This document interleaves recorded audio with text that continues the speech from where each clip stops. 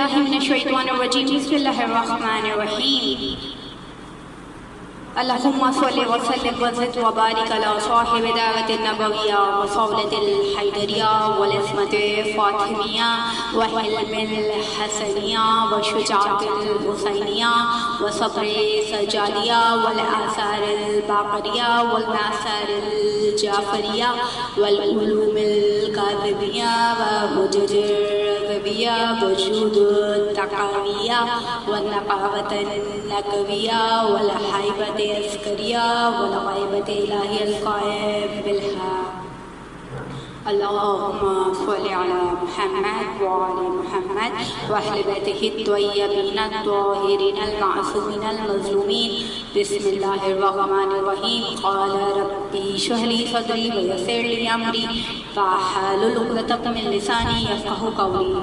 اللہم صلی علی محمد وعلی محمد اعوذ باللہ من الشیطان الرجیم بسم اللہ الرحمن الرحیم تمام تر تعریفیں تمام تر حمد و ثنا تمام تر تسبیح اس ذات واحد کے لیے دے گا کہ جو تمام کائنات کا خالق اور مالک ہے، کہ وہ پروردگار عالم کہ جو ہم سے اتنی محبت کرتا ہے کہ اس نے ہمیں بے شمار نعمتیں عطا کر دی، چاہے ہم اس کا شکر ادا کریں یا نہ کریں، وہ پروردگار عالم ہمیں نعمتیں عطا کرتے جا رہا ہے، کہ وہ پروردگار عالم کہ جس نے ہمیں ایک عظیم نعمت ہمیں در اہل بیت سے منسلک کر دیا، کہ وہ پروردگار عالم کہ جس نے پانچوں دن کی محبت میں اس کائنات کو خلق کر دیا، اور فقط اس کائنات کو خلق نہیں کیا بلکہ حدیثی قصہ میں ارشاد فرمایا کہ بسم اللہ الرحمن الرحیم فقال اللہ عز وجل لملائکتہ سبحان سماواتی انی ما خلقت سماء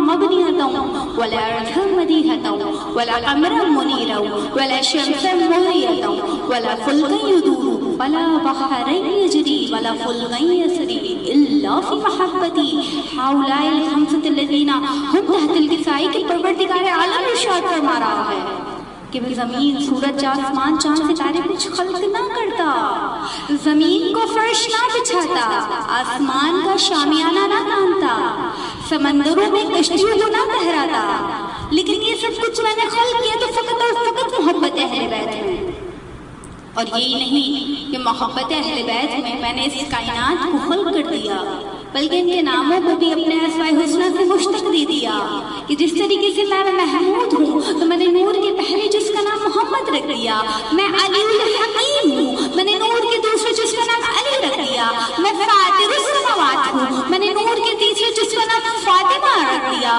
میں احسان المحب ہوں میں نے نور کے چوتھے جس کا نام حسن رکھ دیا، اور میں محسن الکائنات ہوں تو میں نے نور کے پانچویں جز کا نام حسین رکھ دیا۔ اللہم صلی علی محمد وعلی محمد وعجل فرجهم۔ کہ بسم اللہ الرحمن الرحیم پروردگار عالم سورہ مائدہ کی آیت نمبر 39 میں ارشاد فرما رہا ہے کہ بسم اللہ الرحمن الرحیم فمن تاب من بعد ظلمہ واصلح فإن اللہ یتوب علیہ ان اللہ غفور رحیم۔ کہ پروردگار عالم ارشاد فرما رہا ہے کہ اور جو شخص اپنے اوپر ظلم کرنے کے بعد توبہ کر لے اور اپنی اصلاح بھی کر لے تو پروردگار عالم اس کی توبہ قبول کر لے گا، کہ پروردگار عالم بہت بڑا بخشنے والا مہربان ہے۔ عزیزان من، خدا کا قرب حاصل کرنے کے دو طریقے ہیں، ایک یا تو معرفت ہے یا عبادت۔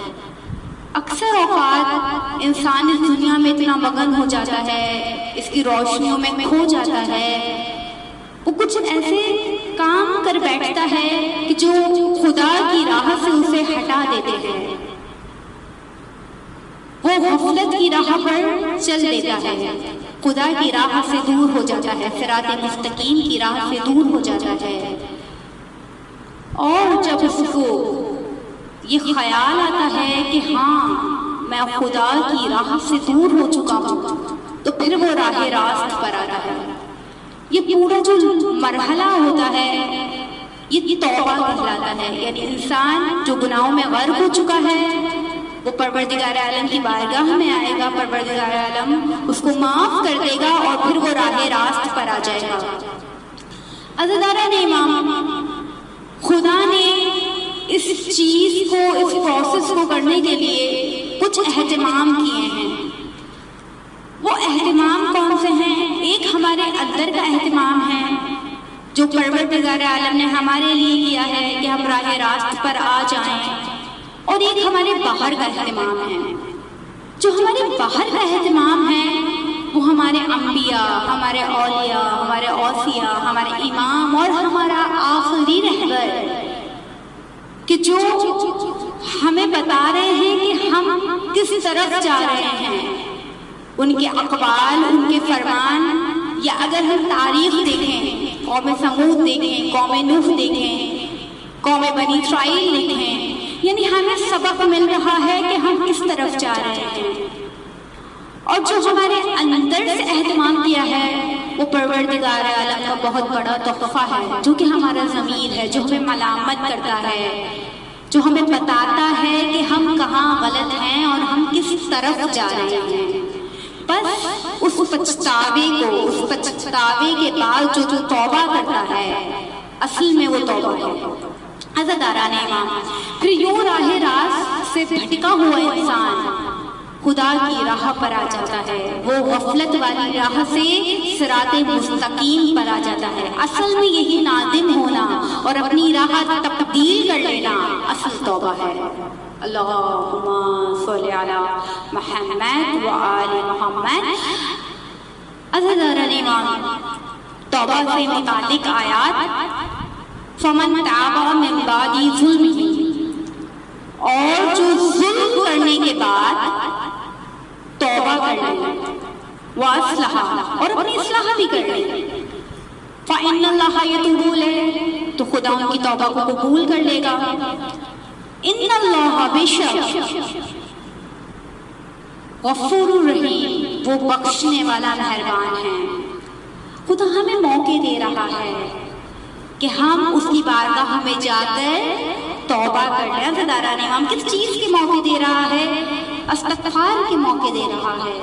وہ چاہتا ہے کہ ہم اس کی بارگاہ میں آ کر اس سے توبہ طلب کریں، وہ چاہتا ہے کہ ہم صراط مستقیم پر رہیں۔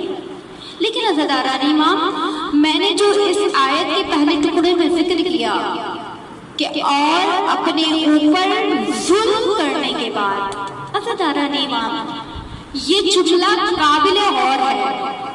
قرآن کہہ رہا ہے اپنے اوپر ظلم کرنے کے بعد۔ کیا بھلا کوئی انسان اپنے اوپر ظلم کر سکتا ہے؟ اگر میں آپ لوگوں کی بات کروں، اگر میں اپنی بات کروں، اگر مجھ سے پوچھا جائے کہ آپ کے اپنے اوپر ظلم کرنی ہے، تو میں کہوں گی بالکل نہیں، میں اپنے اوپر ظلم نہیں کر سکتی۔ لیکن یہ آیت اس بات کی نشاندہی کرتی ہے کہ انسان اپنے اوپر ظلم کر رہا ہے۔ تو آئیے دیکھتے ہیں کس طرح سے ظلم کرتا ہے۔ قرآن تو کہہ رہا ہے ظلم کرتا ہے، اب دیکھتے ہیں کہ کس طرح سے ظلم کر رہا ہے۔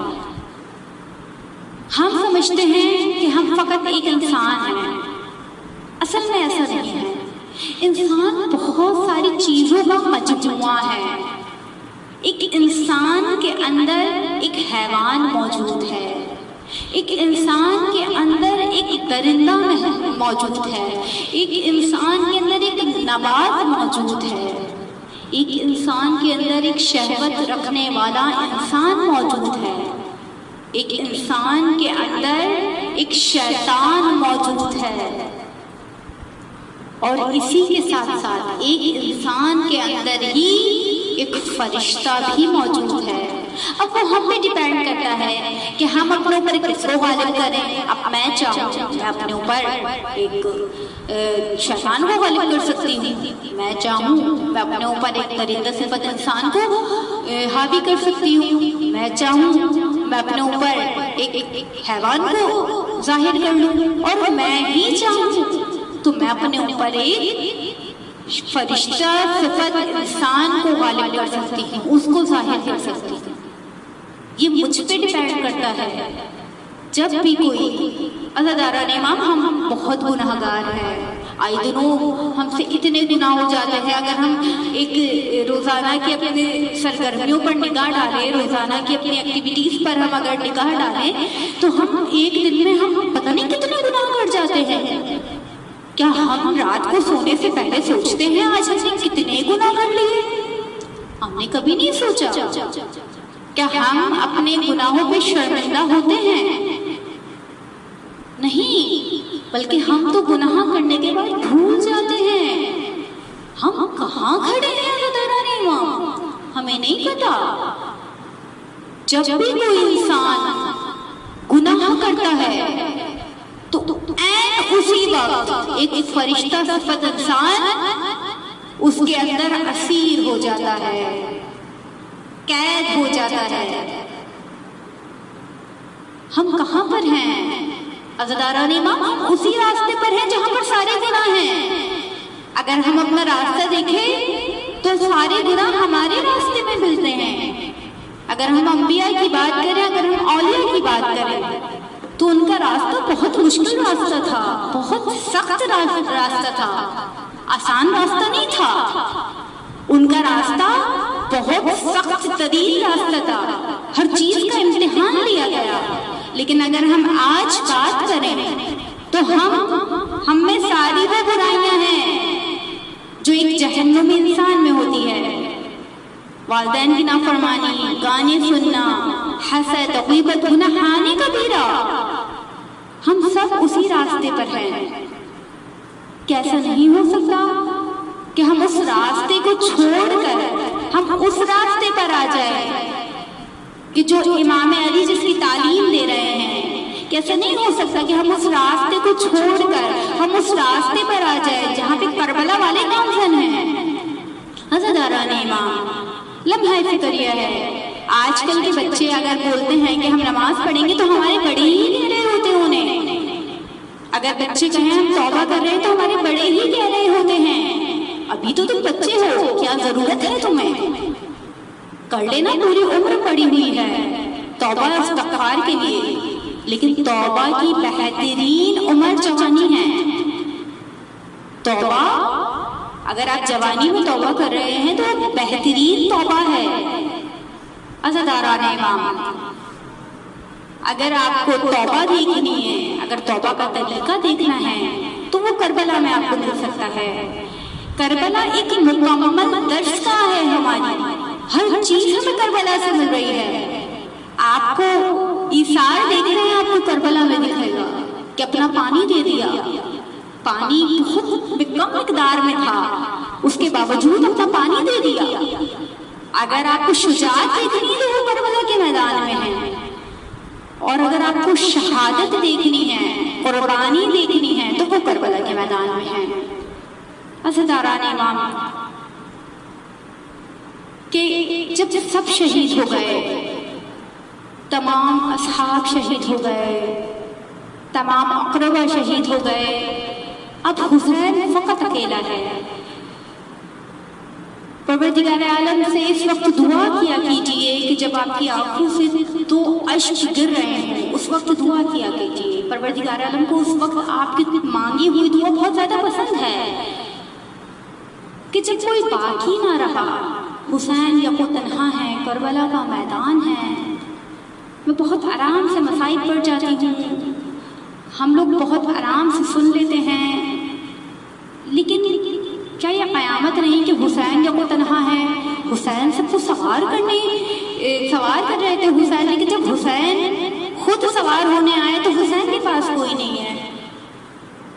کہ جب حسین آخری رخصت کے لیے بہن کے پاس آئے، ہم کافی سارے مسائل پڑھتے ہیں کہ امام حسین آئے، انہوں نے بہن کو گلے لگایا، سب مسائل تھے. لیکن سب سے پہلی بات جو امام حسین نے بہن سے کہی تھی وہ بات یہ تھی کہ بہن نماز شب کی دعاؤں میں ہمیں نہ بھول جانا.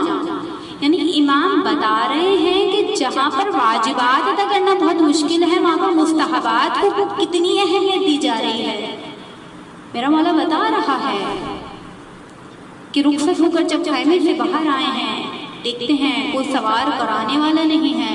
علی کی بیٹی آگے بڑھتی ہے، بھائی کو سوار کراتی ہے. عزیزان امام، چند جملے مصائب کے جب میرا مولا میدانی کربلا میں آیا ہے، وہ شجاعانہ جنگ کی ہے حسین نے کہ دشمنوں کو علی یاد آ گئے، لیکن جب وہ وقت آیا کہ ندائے غیبی آئی کہ حسین تلوار کو نیام میں رکھ لو، بس حسین نے تلوار کو نیام میں رکھی ہے، سر کو جھکایا ہے عزاداران امام، بس کہیں سے تیر آئے، کہیں سے تبر آئے، کہیں سے نیزے آئے، اور جس کو کچھ نہیں ملتا تھا وہ کربلا کی گرم خاک ہی اٹھا کر حسین پر ڈال دیا کرتا تھا۔